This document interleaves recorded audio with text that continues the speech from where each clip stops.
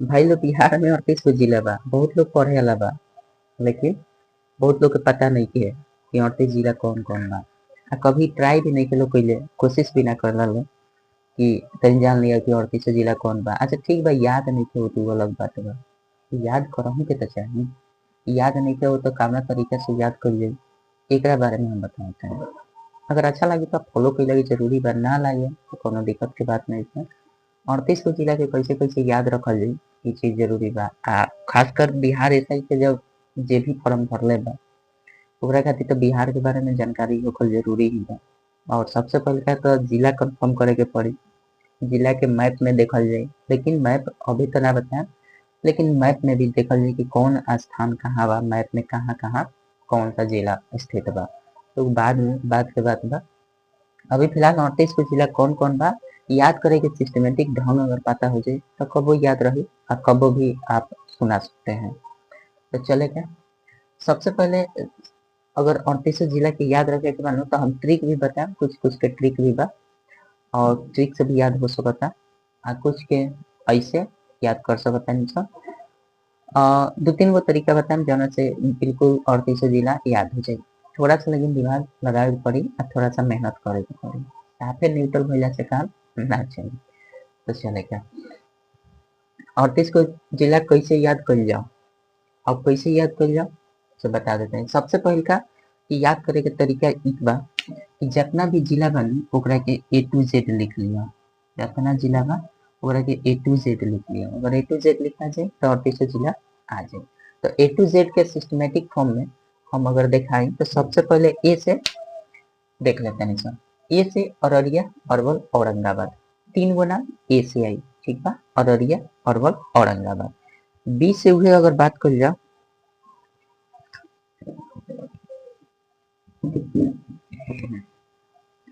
अगर बी से बात कर जाओ तो बी से आ जाए बांका, बेगूसराय, भागलपुर, भोजपुर और बक्सर। तो सिस्टमेटिक ढंग से यहाँ का हुई कि दिमाग पर लोड कम पड़े, पता बा कि भाई ए से जब भी आई तो तीन गो नाम आई, अररिया, अरवल, औरंगाबाद। अब बी से आई तो पांच गो आई। तो फिलहाल बांका, बेगूसराय, भागलपुर, भोजपुर, बक्सर, बी से पांच गो कन्फर्म कर लिए कि बी से पांच गो है। सी से बिल्कुल भी नहीं है, एको गो नाम सी से ना है, ठीक। अच्छा, डी से देखा जाए तो डी से मात्र एगो बात, दरभंगा। अगर अल्फाबेटिकल सीरीज में भी चल जाओ ना तो अल्फाबेटिकल सीरीज में भी देख के पता चले कि डी से कई गो बा, तो एक दो बार थोड़ा सा देखे के पड़ी तब पता चले, ठीक। ओकरा बाद डी से ई से एक एगो बा, ईस्ट चंपारण, पूर्वी चंपारण। ओकरा बाद एफ से बिल्कुल नहीं है। जी से दू गो मिली, गया और गोपालगंज, ठीक बा। एच से नहीं है, आई से भी नहीं है। जे से जमुई और जहानाबाद, ठीक बा। जे से दू गो मिले तो फिक्स बा कि जे से जमुई जहानाबाद आई। एकरा के याद कैसे कर जाओ अभी हम बताओ तनी, ठीक बा। अभी तो सामने बाटे तो हो सकता कि याद ना भाई, ऐसे कि जौन चीज देखल जाए ना विजुअल जो रहा ना तो लागेला कि याद बा, लेकिन एक्चुअल में जब विजुअलिटी खत्म कर दिया, यानी विजुअल से हटा दिया, दिखाई जो ना दे, तब कहा कि बताओ डी से का बा, तब दिक्कत हो जाए। तो उहो बताएं कि ये तरीका से बिल्कुल अगर सामने ना देखे तो वो बोलल जा सकता है कि कैसे याद रहे, ठीक बा। जैसे अभी जम्मू जहानाबाद पहली बार तो देखने के पड़ी ना, कैसे कैमूर, कटिहार, खगड़िया और किशनगंज, कैसे अतरा नाम होता कई गो, चार गो नाम बा, ठीक। सब कुछ याद हो जाए, बस खाली देखे के बाद। ओकरा बाद कैसे एल, एल से एक वही खाली लखीसराय, लखीसराय जिला। एम से मधेपुरा, मधुबनी, मुंगेर और मुजफ्फरपुर, चार गो नाम एम से बाटे। तो ज्यादा कुछ डोज नहीं थे, ज्यादा कुछ लोड भी नहीं थे, याद हो जाए। एन से नालंदा और नवादा दू गो याद रखे के बाद। ओ से बिल्कुल नहीं थे। पी से पटना और पूर्णिया, ठीक बा, पटना और पूर्णिया पी से हो जाए। क्यू से तो बिल्कुल ही नहीं थे। आर से एक एगो बा, रोहतास। तो ऐसे में भी अल्फाबेट से आर फोर रेड होता है तो आर फोर रोहतास से याद करिए, सबसे बढ़िया। ये से सबसे ज्यादा नाम बाटे। तो एमे अगर कंफ्यूजन भी हो तो एकरो तो हम ट्रिक बताएं, लेकिन अभी के डेट में ट्रिक एकरा के हम नहीं बनैले, जल्दबाजी में वीडियो बना दें। तो अभी कंप्लीट ही नहीं है सीरीज, एकरा बाद यही ट्रिक पर ये सारा कंसेप्ट पर खूब बढ़िया से एकरा के सजा के बताया। लेकिन फिलहाल अभी इससे सहरसा, समस्तीपुर, सारण, शेखपुरा, शिवहर, सीतामढ़ी, सुपौल और सिवान। ई सब एस से नाम बा। सबसे ज्यादा हमरा जहाँ तक बुझाता दिमाग लागे याद करे में तो वो हुई कौन चीज, एस वाला। एस वाला में ही थोड़ा सा दिमाग लग सकता, बाकी सब ठीक बा, बाकी सब में कोनो दिक्कत नहीं है। टी जोन बा, टी से एको गो नाम नहीं है। इधर आवल जाओ तो यू से भी बिल्कुल नाम नहीं है। भी से एगो बा वैशाली, ठीक बा। डब्लू से एक एगो बा वेस्ट चंपारण, बाकी एक्स वाई जेड से एको गो नहीं है। एक्स वाई जेड से बिल्कुल भी नहीं है, ठीक। तो आशा करता नहीं कि बुझा मिले। अब रह गई बात की याद कैसे हो। ये तो पहले का बार हमने के देखने से अल्फाबेटिकल सीरीज में से जान लिए और पता चल जाए ए से कई गो, बी से कई गो, सी से कई गो। तो ये हुकरो खातिर याद करे खातिर जैसे मान लो कि एक बार देख लिया है, ठीक। एक बार देख लेने से याद भल तो भल, ना भल तो कोनो बात नहीं है। थोड़ा देर खातिर विजुअल के इफेक्ट में दिमाग में आइबे करी, ठीक बा। तो थोड़ा देर खातिर दिमाग में आई तो कुछ कुछ चीज याद भी हो जाई आ कुछ ना याद हो। तो जवना में ढेर बाटे मतलब जवना में ज्यादा बाटे, जैसे एस से ज्यादा बाटे, एकरा के हम ट्रिक भी बताम कि कवना तरीका से याद करे को, लेकिन फिलहाल के वीडियो में ना। हाँ, ओकरा बाद ए से आ गल। अब ए से देखे के बा कि ए से कय गो बाटे। तो ए से हम कंप्लीट लिख देले बानी, ए से 3 गो नाम बा। कय गो बा? ए से मात्र 3 गो नाम बा, अररिया, अरवल और औरंगाबाद। तो ए से 3 गो नाम बाटे, बी से 5 गो नाम मिली, बी से 5 गो नाम मिली जौन कि हियां बाटे। तो एक बार जब हमनी के हेपर देख लेन कि बी से 5 गो कौन बाटे, तो अब दिमाग खाली हेपर दौड़ावे के बा कि ए से 3 गो बा, तो अररिया, अरवल, औरंगाबाद। और यहाँ बी से 5 गो नाम बा, तब बी से 5 गो नाम यहाँ दिमाग में दौड़ावे कि बी से कौन कौन 5 गो नाम आ रहा है, ठीक बा।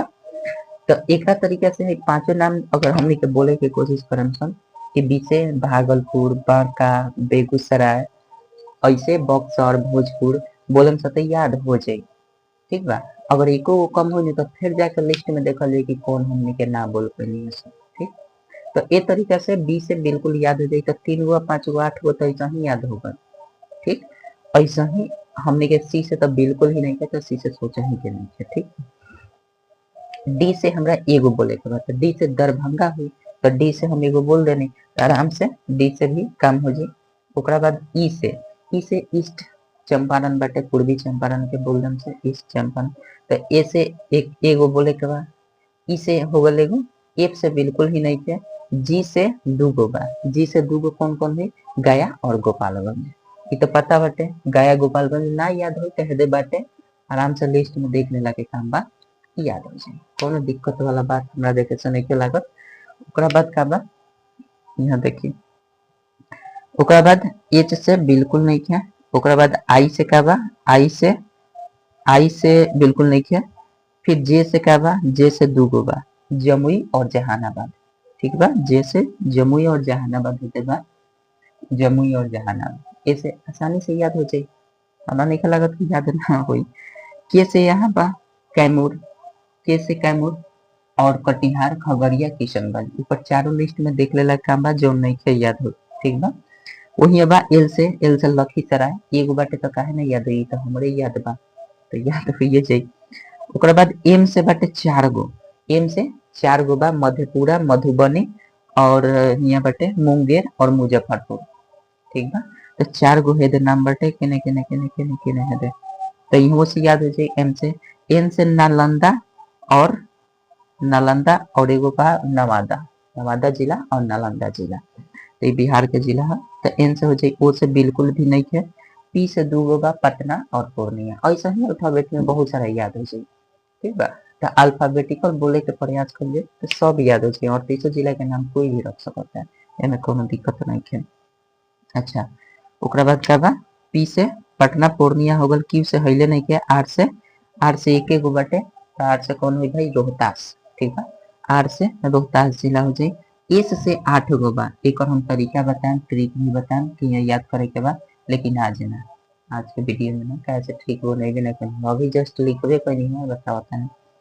तो एक और अभी ट्रिक ऐसा बनाए के जो मतलब दिमाग में तुरंत चल जाओ, तो उलूर जुलूर के ट्रिक बता वैसे कोनो फायदा नहीं लगता हमरा, ठीक बा। टी से हइले नहीं के, यू से हइले नहीं के, भी से एक बा वैशाली जिला, बहुत आसान बा।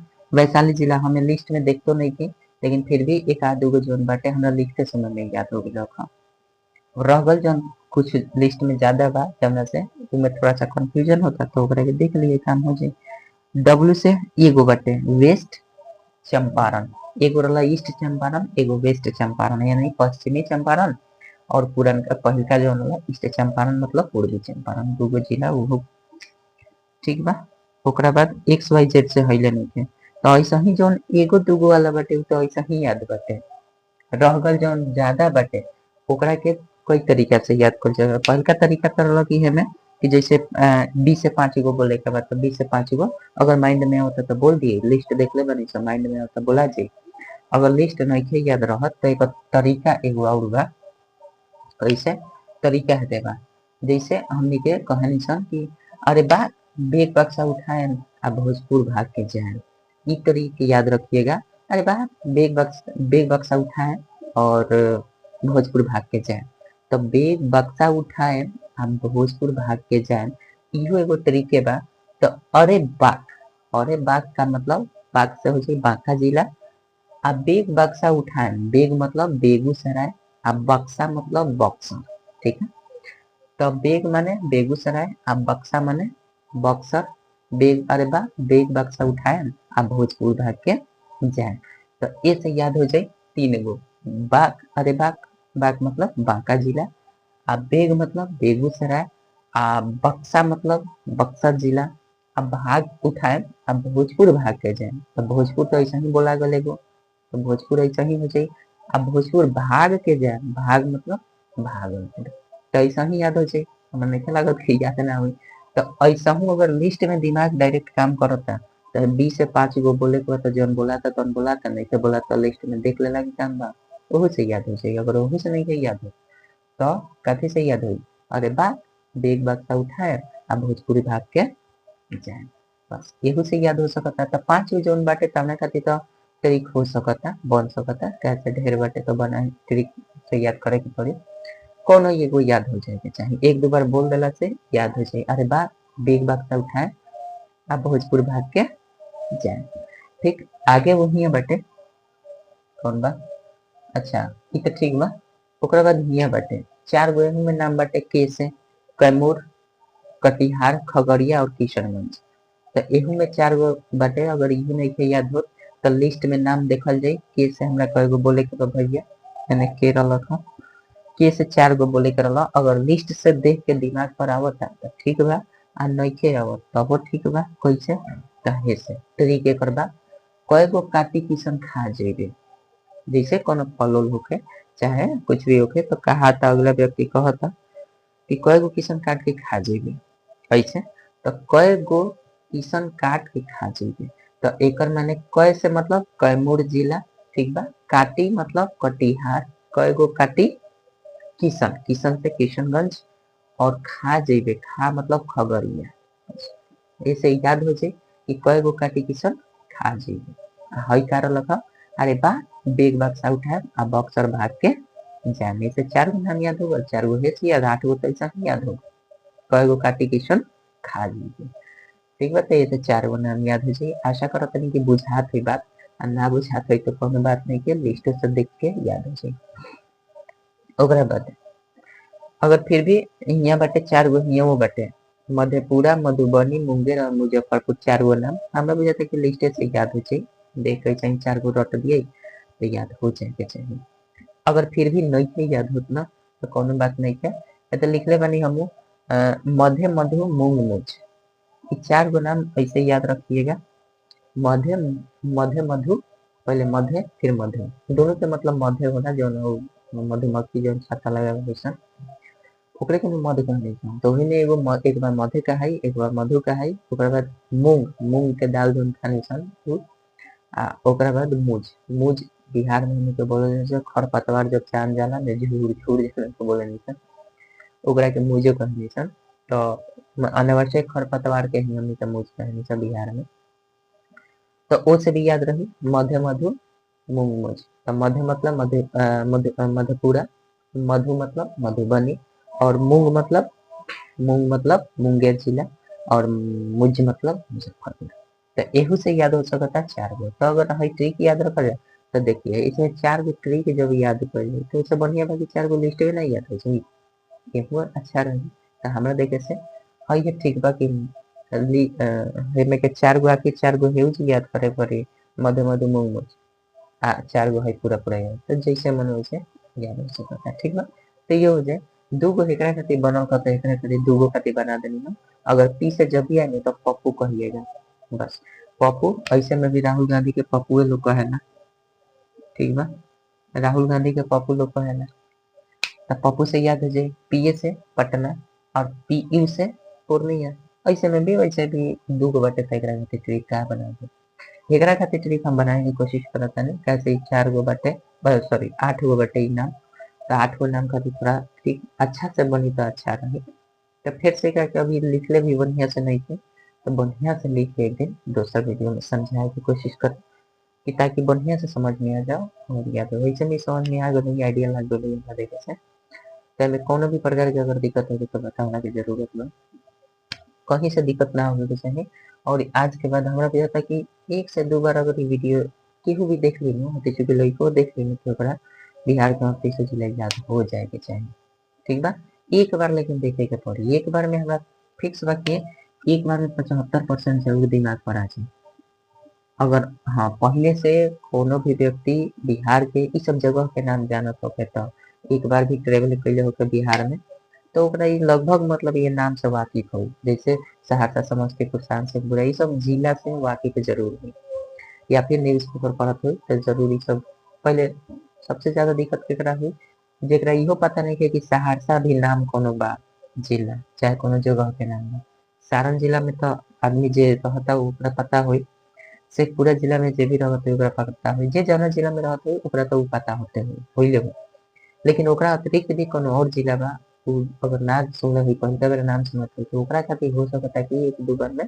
पहिलका बेर में ओकरा हो सकता है 25% दिमाग में आओ ऐसा भी हो सकता कि जे फर्स्ट टाइम ई सब जिला के नाम सुनता ओकरा 25% दिमाग में जा सकता 25% ज्यादा ना चाहिए आज जे पहले से वाकिफ होता तो ओकरा एके बार में 75% फील हो जाए दिमाग में भर जाए 75% 25% में 2 बार में वो पूरा 100% कर देता जहाँ तक हम अभी जाता अगर थोड़ा सा भी दिक्कत हो तो बस 1-2 बार लिस्ट के दोहरावे के बाद वीडियो के भी दोहरावे के बाद याद हो जाए आशा करत हूँ समझ में आ गई तो एकरा के हमनी के पढ़ल जाए काफी से मैप से भी पढ़ल जाए मैप में सब जिला के कहाँ जगह बाटे मैप में भी जहाँ जौना जिला में स्थित बा वो जिला से कौना दिशा में कौन जिला बा कौना डायरेक्शन में कौन जिला बा ये सब पता चल जाए तो डायरेक्शन में भी हमने 8 गो डायरेक्शन के यूज करल चाहिए ऊपर नीचे छोड़ के जैसे कि डायरेक्शन के अनुसार जब तक मैप में ना पढ़े ना जिला के